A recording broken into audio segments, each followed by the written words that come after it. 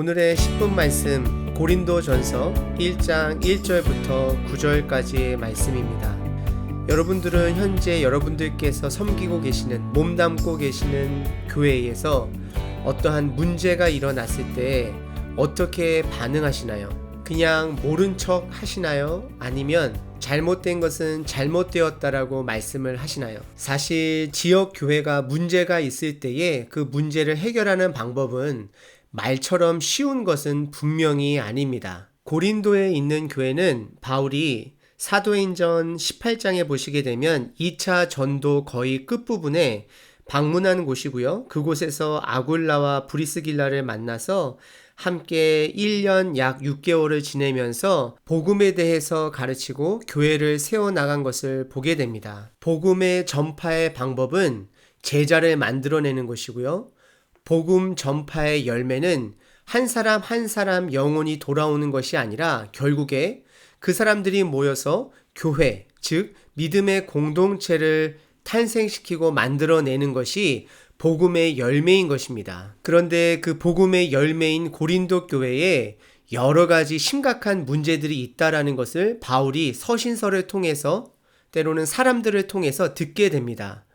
경쟁, 분열, 성적인 문제, 안일함, 법정 소송 문제, 예배 안에서의 성찬식 문제, 문화의 차이, 은사의 자부심 문제, 부활에 대한 오해, 정말로 많은 문제들로 가득가득 있는 것을 보게 됩니다. 더 나아가서 바울이 방문한 이후에 베드로나 아폴로나 다른 리더들이 방문하게 되면서 많은 파들이 나뉘게 되면서 그들이 연합하여 예수님 한 분을 믿고 살아내는 것이 아니라 서로 파당짓기를 하며 서로 헐뜯으면서 나는 바울파, 나는 아볼로파, 나는 베드로파, 나는 예수파, 그런 파들로서 나뉘는 상황 가운데 이제는 바울이 서신서를 보내도 바울파가 아닌 다른 공동체의 믿음의 사람들은 바울의 가르침을 듣지 않게 되는 것을 보게 됩니다. 고린도 전서를 통해서 하나님께서 바울을 통하여 고린도 교회를 훈계하고 가르치는 지혜를 얻어내므로 저와 여러분 교회 가운데 그것을 적용하시고 실천하는 그러한 시간이 되었으면 좋겠습니다. 오늘 본문 말씀 1절서부터 9절까지의 말씀은 문제들을 지적하기 이전에 먼저 고린도 교회 사람들에게 인사하는 내용이 1절서부터 3절에 나와 있고요. 그리고 나서 4절서부터 9절은 하나님께 감사하는 내용입니다. 바울이 1절서부터 3절까지 보여준 인사의 글은 형식적인 인사의 글로서 시작하는 것일 수도 있지만 자세히 살펴보시면 바울이 인내를 가지고 고린도 교회 사람들에게 그들의 오리지널 신분, 그들이 가져야 될 신분에 대해서 다시 한번 상기시키는 내용인 것을 보게 됩니다. 1절에 하나님의 뜻을 따라 그리스도 예수의 사도로 부르심을 받은 바울과 형제 소수되는 사도 바울은 본인이 권력적인 타이틀이 아닌 그런 사도가 아닌 나는 하나님의 뜻에 따라 부르심을 받아 사도가 되었다라고, 섬김의 리더가 되었다라고 이야기를 하고 있습니다.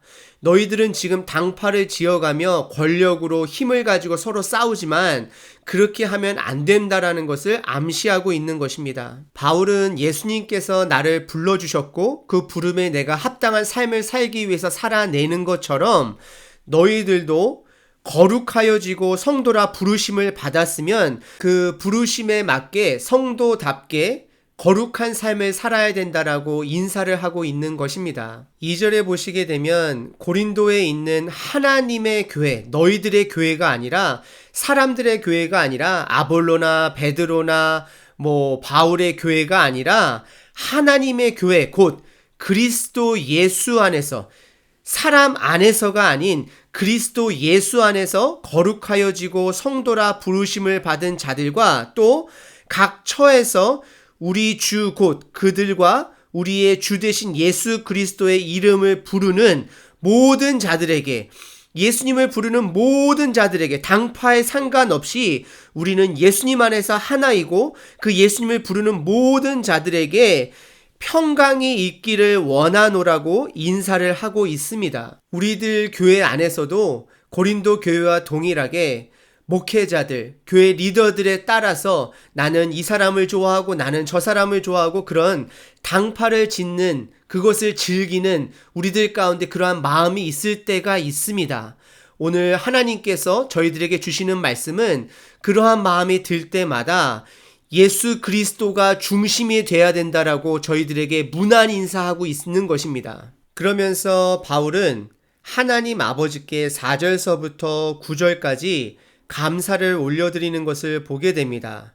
문제가 많은 교회인데도 불구하고 사도 바울은 교회의 파운데이션은 예수님 안에 있다라는 것을 알기 때문에 이들이 지금은 비록 부족하고 문제가 많을지라도 예수님을 붙들므로 예수님께서 시작하셔서 그들을 성도답게 만들 수 있다라는 믿음을 가지고 하나님께 감사 올려드리는 것입니다. 4절에 그리스도 예수 안에서 너희에게 주신 하나님의 은혜로 말미암아, 예수님의 은혜로 말미암아 내가 그것이 뿌리가 되어서 내가 너희를 위하여 항상 하나님께 감사하노니.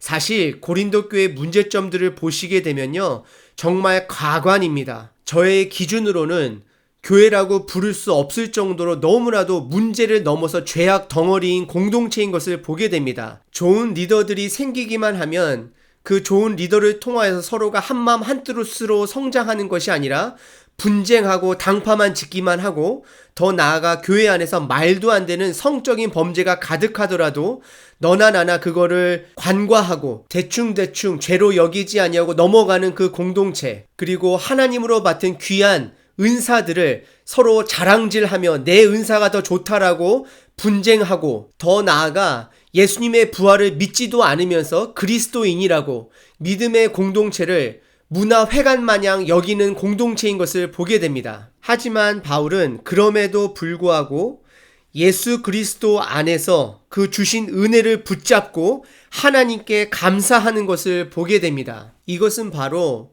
바울이 하나님의 말씀을 신뢰하고 하나님의 말씀으로 세워진 공동체를 하나님의 능력으로 신뢰한다라는 것입니다. 여러분들 혹시 교회 공동체 안에서 여러 가지 문제로 인하여서 힘들어 하시나요? 그러더라도 오늘 바울처럼 교회가 사람 위에 세워진 것이 아니라 말씀 위에, 예수님의 돌아가심과 부활하심 위에 세워졌다라는 것을 기억하시고 힘을 내시고 감사하셔야 된다라는 것입니다. 그 시대의 고린도 교회나 지금 미국이나 한국이나 비슷한 조건을 가지고 있는 것을 보게 됩니다. 첫 번째는 물질의 풍요입니다. 고린도 교회는 이탈리아와 아시아를 연결하는 고린도 운하가 유명할 정도로 무역이 활발해서 물질적으로 풍요로운 도시입니다. 두 번째는 무역이 활발하다 보니 많은 다민족 사람들이 모여드는 도시이고요. 퇴역 군인이나 다민족 사람들이 모이면서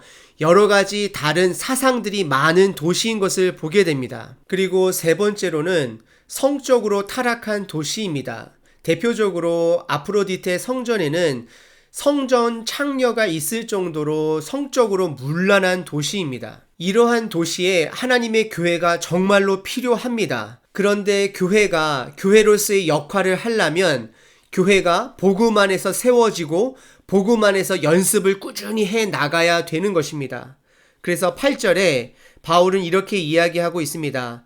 주께서 너희를 우리 주 예수 그리스도의 날에 책망할 것이 없는 자로 끝까지 견고하게 하시리라. 지금은 죄도 많고 문제도 많은 교회 현실이지만 저희들이 포기하면 안 된다라는 것입니다. 저희들의 역할은 꾸준히 가르치고 말씀으로 돌아가고 계속해서 복음으로 돌아가는 움직임이, 몸부림이 교회 안에 있어야 된다라는 것입니다. 혹시 여러분들 시대가 가면 갈수록 교회에 대한 소망이나 기대감이 줄어들고 있습니까? 그것은 여러분들께서 사람에게 집중하기 때문입니다. 아폴로의 교회, 베드로의 교회, 바울의 교회, 저희들의 교회는 사람의 교회가 아니라 예수님의 언약으로, 피 흘리심으로, 부활하심으로 힘있게 세워진 교회입니다. 그 교회를 계속해서 회복해 나아가시는 저와 여러분 되시기를 바랍니다.